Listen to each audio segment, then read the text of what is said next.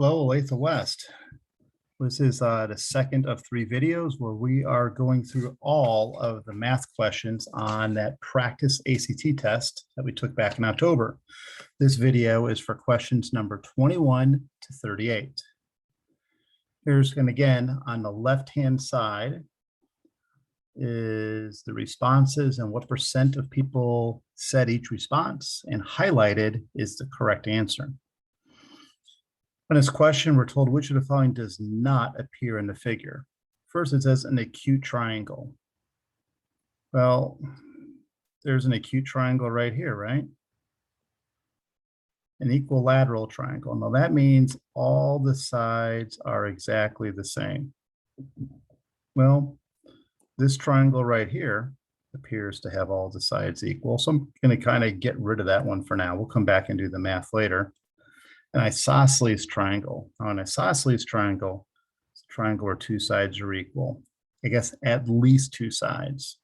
So you could think of like an equilateral triangle, an isosceles triangle. An equilateral triangle is just a very more specific isosceles. Well, there's definitely one of those right up here. A right triangle. Well, there's the right angle. Can't be this one. It must be the scalene triangle. Then scalene means no sides are the same, right? None of the 3 sides are equal. Now, mathematically, we know these are 2 radii of a circle, so they must be equal, and the same thing here. So there's 2 different isosceles triangles. And in fact, if that's 60 degrees, so are the other 2 angles in there. So that gives us an equilateral triangle. And that's why we've got a scalene. The 7% that chose a right triangle, they just weren't paying attention. There's a right angle right there. Okay, question number 22. What's the slope of a line that is parallel to this? Now, parallel means 2 lines that are going in the same direction, right? It also means that they have the same slope.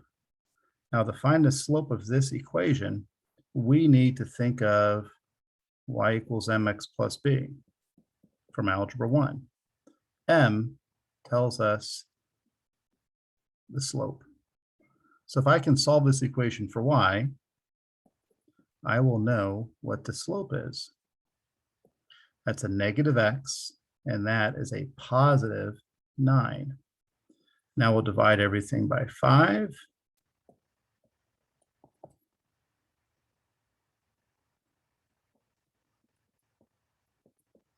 Now, you should note there is an invisible 1 in front of this x. That's a negative 1, and that's where this comes from.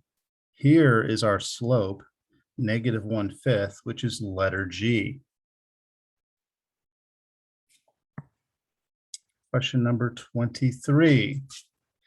This was the very first stinker of a question. You've got to try some things to see what happens. And we can look at these answers are kind of normally distributed here. We're told x is greater than 1. So I'm going to try, like, let's let x equal to a 2. How much would this be? Well, that'd be 2 over 2 minus 1, which is equal to 2 over 1, which is equal to 2. Okay. Let's let x equal 3. It'd be 3 over 3 minus 1, which is 3 over 2, which is 1.5. Let's let x equal 4. I said 4, right? 4 over 4 minus 1, which is equal to 4 over 3, which is 1.3, repeating. These numbers seem to be getting smaller. Let's go bigger. Let's try x equals 11. That would be 11 over 11 minus 1, which is 11 over 10, which is 1.1. In fact, if we even went further, let x equal, let's say 101.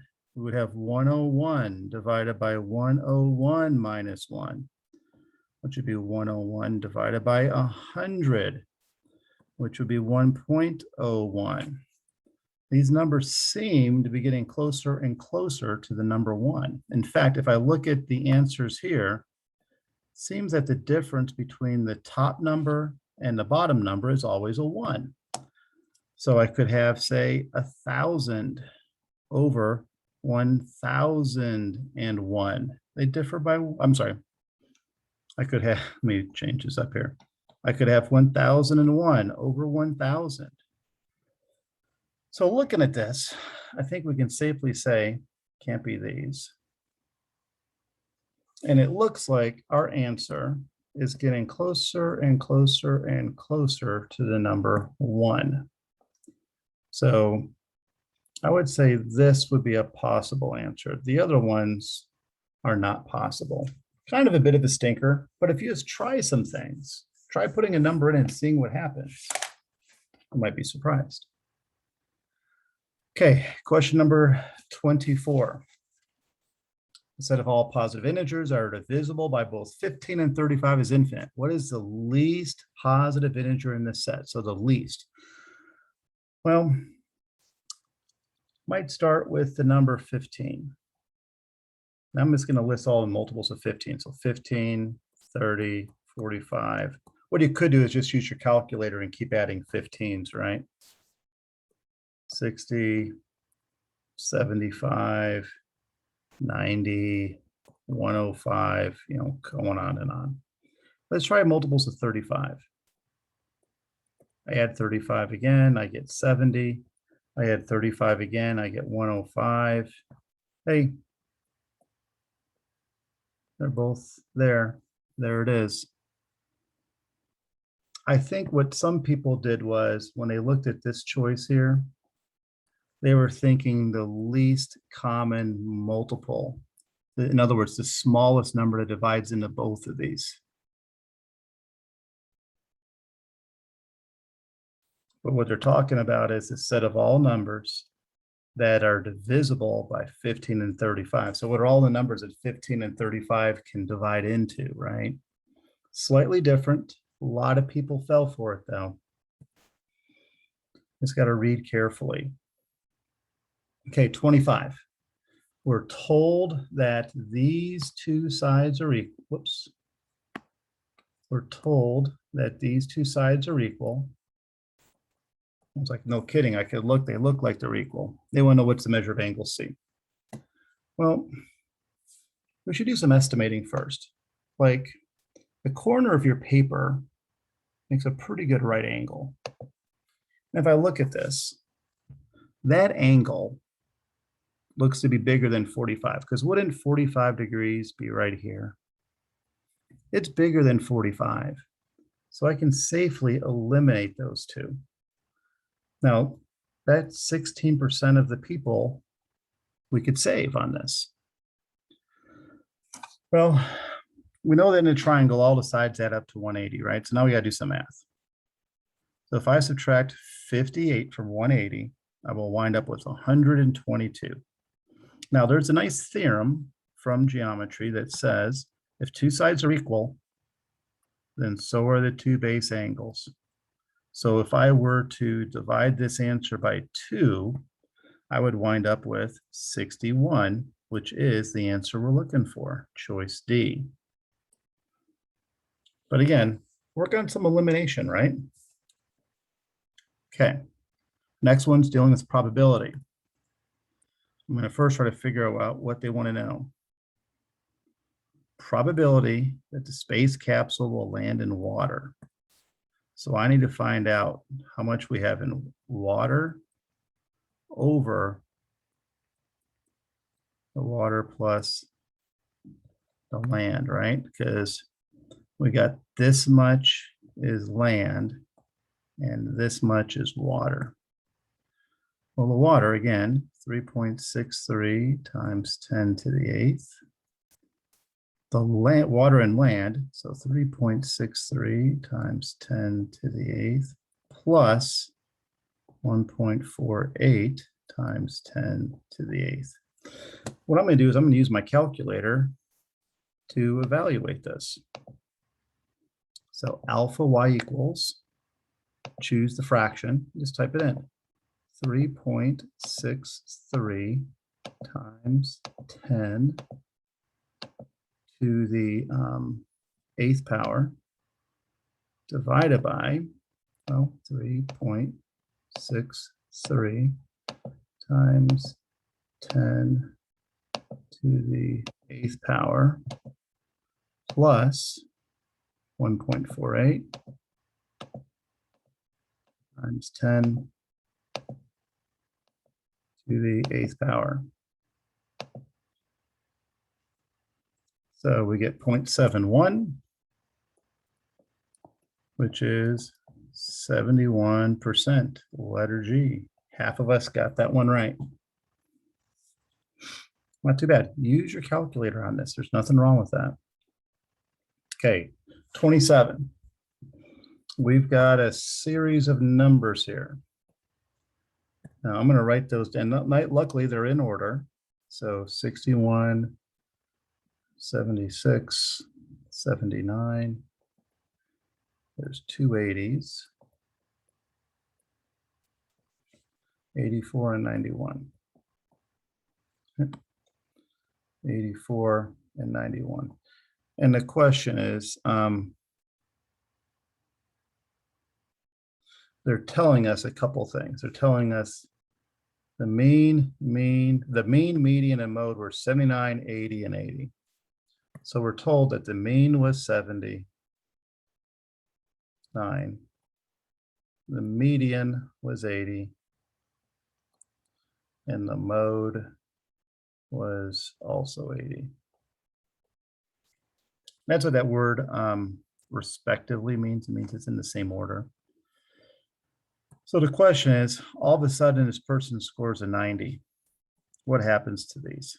Well, I think we would all agree that the mean's going to go up, right? It's going to jump because the average is going to get higher. So I know we are not this one. Now the mode, this one, the mode, I think it's still going to be 80. So I can get rid of that one and that one. So now we got to look at the median. We're told the median was an 80 in the beginning, right? So like this number here is the median, because that's right in the middle of all these green numbers, right? That's the original median. That's what we're told. When we add a 90 to that, that makes the median be right here instead. That way we have 4 numbers to the right, 4 numbers to the left. Well, what's between an 80 and an 80? I think another 80. So it's got to be equal to E. If you go through this, it's not too bad, okay? It's not too bad. Question number 28. Thought this was tough, but it's a picture, so maybe you can kind of figure it out. They want to know how many total white cubes there are. So what I did was I thought about using just the top row.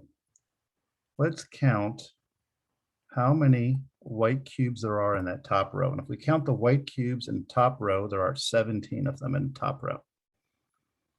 Now we're told that 2 cubes of the same color have at most one edge touching. If you look at it, the white cubes never touch the other white cubes. So if there are 17 white cubes in the top row, to figure out how many white cubes are in the bottom row, or the next row, okay, in this next row here. Well, all those white cubes, if you look at them, they are right below the black cube. So what I could do is look on that top row and count how many black cubes there are, of which there's 18. And if we add those up, that's 35 total cubes in these first 2 rows. Well, how many groups of 2 rows are there? 3. Times it by 3, we get 105, which is letter H. And it seems like a lot of people kind of came to that same agreement there. Question number 29. Oops, hold on a second here.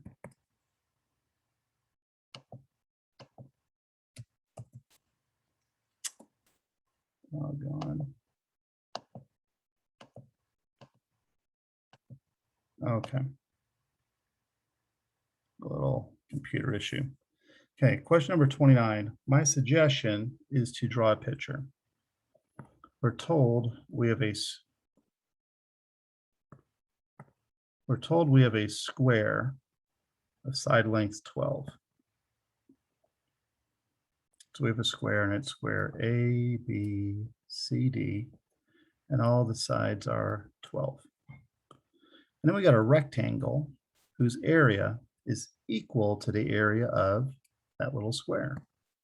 Well, this little square has an area of 144, right? Because length times width is equal to the area. 12 times 12 is 144. You can use your calculator to get that. So we've got some rectangle that has the same area. Now let's draw that better. 144. But it's got a width of 8. So this is 8. We have to figure out what this number is. And what I do is I just kind of guess and check. I thought, like, what's 8 times 12, 8 times 16, 8 times 18, and so on. It's going to be 18. Not too bad a question if you draw the picture, right? Okay, number 30, I thought was a bit of a stinker. I've seen this question a couple times, different ways. We're told the average of 4 numbers is 92. And remember, when you're finding the average of something, you're taking a whole bunch of things and dividing by 4, and we're told that average is 92. Now they tell us that a new list of 4 numbers has the same first 3 numbers as the original. But in this original list here, the 4th number in the original list is 40. So the 4th number here is 40. But in the new list, the 4th number is going to be 48. What is the average of this new list of numbers? So here's what I like to think about. We're dividing both lists by 4. But this list here is 8. It's the old one ended at 40, right? This one's got 8 more, right? Because it's 48. It's got 8 more. And we're dividing by 4. It's going to result in 2. The average here will be 2 more than what it originally was. Well, if this is 92, we would have 94. Letter H. Kind of different. Okay, 31's physics, and many people have no idea what this is. It's amazing that 41% of people got it right, whereas this one dealing with averages, 10% less, or slightly less, 4 less. Let's define what it's doing. It says vector I represents 1 mile hour east and J is 1 mile per hour north. So if I were to write that out, so we've got I is 1 mile, whoops, sorry about that. I is going east, right? Because we got to know north, south, east, and west. I goes east and J goes north. Well, there's the letter J. All right. Now we're told this person's going 12 miles per hour south. So they should have going in the south direction, 12. Well, that up and down direction is the J, right? So I know it's not going to be anything with an I. And I think going down would be negative. So let me get rid of these other I's here. That's what we would have. Not too bad. All right. 32. We're told this glass is a 1/4 full, this is a 1/2, and this is 4/5. 4/5. Now then, if the water was distributed equally among the 4, what fractional of each glass would be filled? So I think the first thing we should do is add these up, right? 1/4 plus 1/2 plus 4/5. Now, I'm not going to do that by hand. I'm going to use the calculator for that. So we have alpha y equals, whoops, We have 1/4 plus alpha equals 1/2 alpha equals 4/5. Okay, that's 21/28. So 21/28. Now it says we're going to divide it equally among the 4 glasses. So let's just divide that by 4. Divided by 4. 31/80. There it is. Use your calculator. There's nothing wrong with that. There's no shame in it. Works pretty quickly. 33 is a bit of a stinker. We're going to purchase of a living room floor. So we have to know that the floor is going to be a rectangle. Now we're told the floor is 8 1/3 feet wide by 10 feet long. So I'm going to put this as 8 1/3 feet, and this distance here as 10 feet. Now the problem is we're putting in squares that are 20 inches by 20 inches. Notice that we've got inches and feet. I think we should convert everything to inches. Now we should know that 12 inches equals 1 foot. So if I multiply this 10 feet by 12 inches, I will get 120 inches.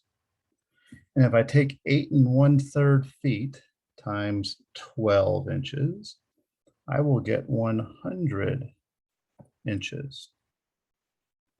Now then, this square is 20 inches on a side, right? Well, that would mean there would be a total of 6 squares here, right? If I did 120 divided by 20, that's 6 of them. There'd be 6 squares, stacked up. Now, you could draw it to scale a little better. And then if I took 100 divided by 20, we would have a total of 5 squares here. Question says, what's the minimum number of carpet tiles do we need to purchase? Well, what's 5 times 6? 30. Okay. 34. We know things about an equation of a circle. Now, a circle equation centered at the origin is going to be this. Okay.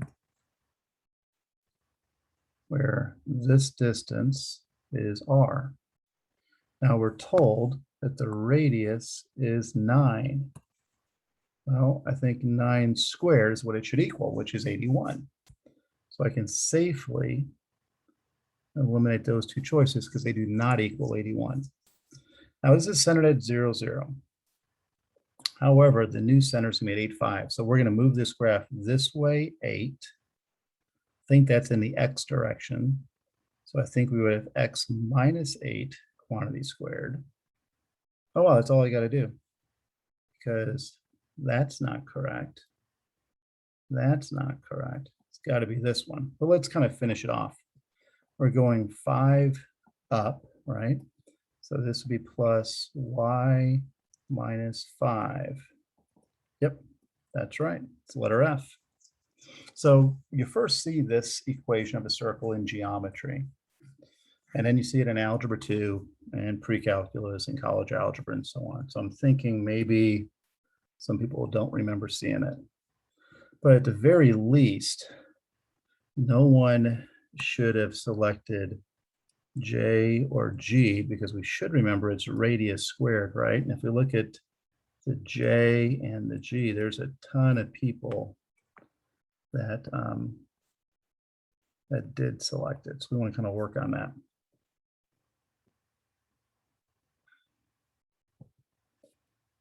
Okay. Number 35. So we're going to do 35 through 38. So we've got a chart here. The first question says, what's the total cost to administer both tests to all volunteers? Now, the pain in the neck is you got to read here a little bit. Both tests were administered to 1,000 volunteers. So if it's 2,500 for one of the tests and $50 for the other test, that winds up with, for 35, letter E. So this is the correct answer. Not too bad. So I'm guessing they want to try to see if we can utilize this other test, this SAM test, because boy, that's a lot cheaper to do than $2,500. But there are some problems with it that we will see here. This one's asking what percent of the volunteers actually carry this? Well, we're told in the reading that if the YQ test is positive, the human carries the gene, period. If the test is negative, this does not carry it. That's it. So if I add up these columns, I can see that there's a total of 615 of people with a positive YQ test. So 615 divided by 1,000 volunteers equals 0.615, which is choice J, 61.5%. Question number 37, a little interesting. How many volunteers did the SAM7 test give an incorrect result to? Because it's cheaper test, but there is some error involved.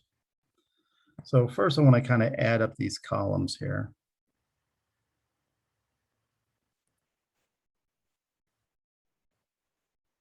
Now the thing is, we know that the YQ test works for sure. So if we think about people that had a positive YQ test, there were 615 of them. However, according to the SAM test, there were only 600. So that's a total of 15 misses, right? Because we know there should have been 615 tests, but the SAM test said there were only 600. So it's off by 15. I don't see the answer, which is nice. Then I'll look for a negative YQ test. The negative YQ test, there should be 380. However, for the SAM test, they said, nope, 400. They missed that by 20. We add those up, we get 35 miscues. So congratulations to the 30% of people that got that one right. That was good.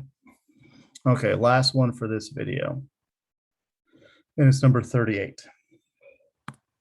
They want to know, what is the probability that the chosen volunteer does not possess YQ77? So which volunteers are they talking about? They're talking about one of the volunteers whose SAM77 test result was positive will be chosen at random.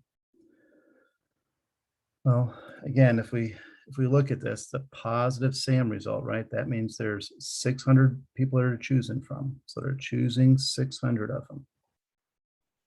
What's the probability that the chosen volunteer does not possess YQ77, right?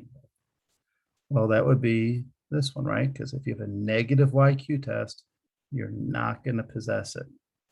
So 10. And so that winds up to be 0.017, which would be 1.7%, just thinking about it. And so that would be the, that would be someone that would say, hey, you've got the disease, but no, you really don't have it. 1.7%. Pretty low, but if you're dealing with millions and millions of people, that's a lot. That's a pretty big number. Okay, so I'm going to end this, and then we'll have one more video for the remaining. Keep doing well. This is good.